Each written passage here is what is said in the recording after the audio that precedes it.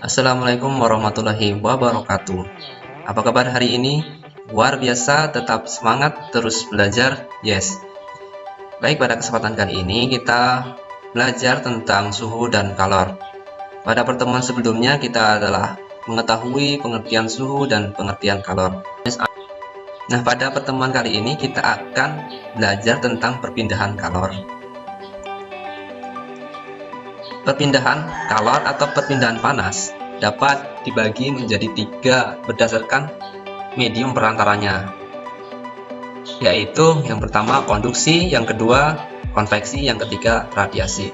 Seperti gambar di samping ini, kalian perhatikan. Yang pertama konduksi. Konduksi artinya energi panas bergerak tanpa disertai pergerakan permanen medium yang menjadi penghantar panas. Contohnya adalah rambatan panas pada material logam seperti besi, kawat, dan aluminium. Seperti itu ya. Jadi konduksi ini pergerakannya itu melalui medium besi, kawat, dan aluminium. Next. Yang kedua, konveksi adalah perpindahan panas yang terjadi seiring dengan perpindahan zat perantara atau medium.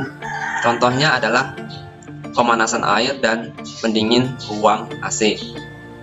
Nah, di sini peningkatan suhu akan berpengaruh pada peningkatan volume, juga kerapatan medium.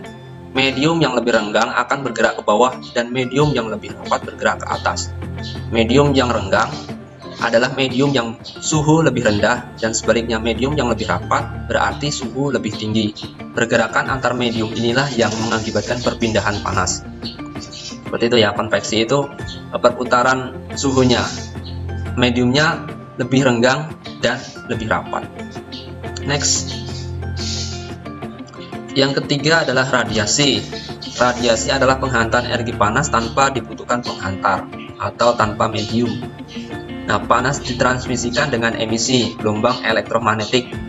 Pada level ini, radiasi panas terjadi karena pergerakan acak momentum dan atom akibat radiasi elektromagnetik.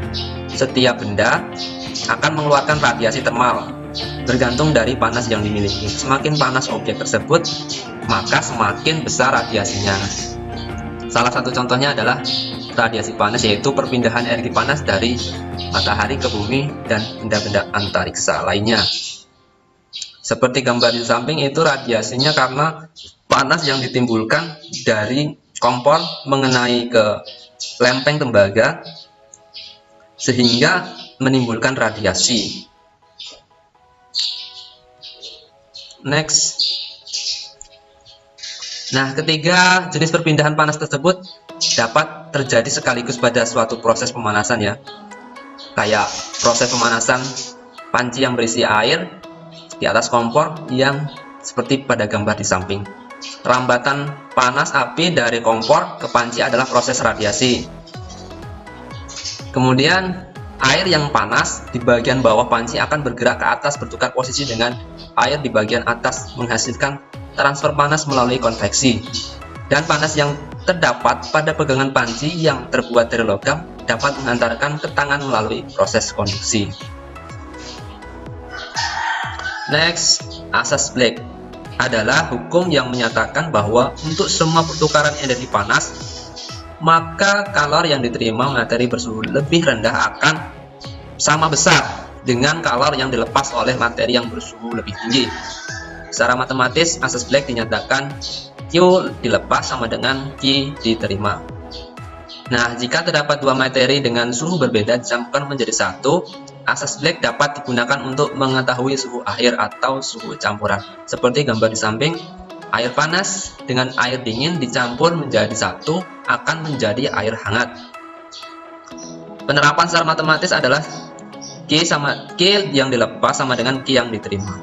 M1 dikali C1 dikali suhu dikurang suhu campuran.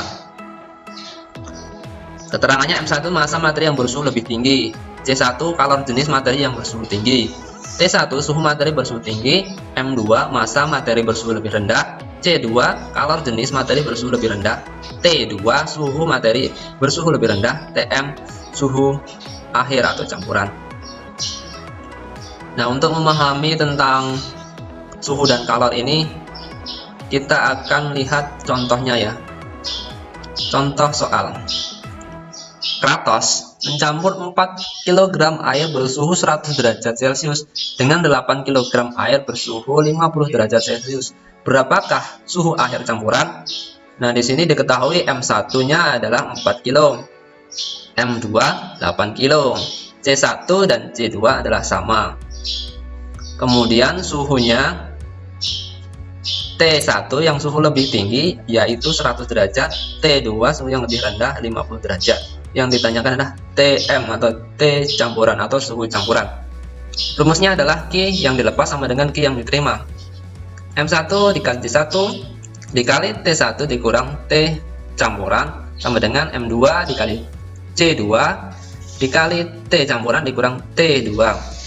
M1 adalah 4, T1 100 derajat Celcius dikurang T campuran yang ditanyakan sama dengan 8 dikali C dikali Tm dikurang 50. 100 dikurang Tm sama dengan 2 Tm dikurang 50. Pindah ruas menjadi 200 sama dengan Tm atau Tm 200 dibagi 3 yaitu 66,67 derajat Celcius. Suhu campurannya adalah 66,67. Next, contoh soal yang kedua. Jika kalor jenis S 2100 Joule per kilogram derajat Celcius, kalor lebur S 336.000 Joule per kilogram derajat Celcius, dan kalor jenis air adalah 4.200 Joule per kilogram derajat Celcius, maka kalor yang dibutuhkan dalam proses dari G ke P ke G ke R adalah, nah diketahui CS yaitu 2100, C air 4200, masanya adalah 1 kg. Seperti gambar di samping. Rumusnya adalah selisih suhu dari P ke Q yaitu Q suhunya adalah 0 dikurang negatif 5, P nya adalah negatif 5. Jadi selisih suhu P ke Q yaitu 5 derajat Celcius. Yang ditanyakan adalah kalor PQR. Q sama dengan MC kali delta T ditambah M dikali L. M nya 1 kilo dikali C nya S yaitu 2100 dikali 5, suhunya adalah 5 ditambah M nya adalah 1, sedangkan L nya adalah 336.000.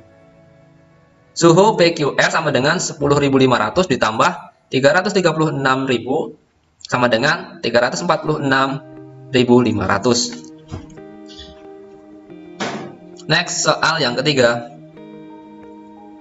Nilai X adalah, dari gambar di atas diketahui suhu F itu 95 derajat Fahrenheit. Yang ditanyakan adalah suhu C yaitu TC atau suhu C sama dengan TF dikurang 32 dikali 5/9. TC 95 dikurang 32 dikali 5/9 sama dengan 63 dikali 5/9 sama dengan 35 derajat Celcius. X yaitu adalah 35 derajat Celcius. Nah, demikianlah materi kita pada pertemuan ini. Semoga bermanfaat dan bisa dipahami ya. Demikian, terima kasih. Saya akhiri. Wassalamualaikum warahmatullahi wabarakatuh.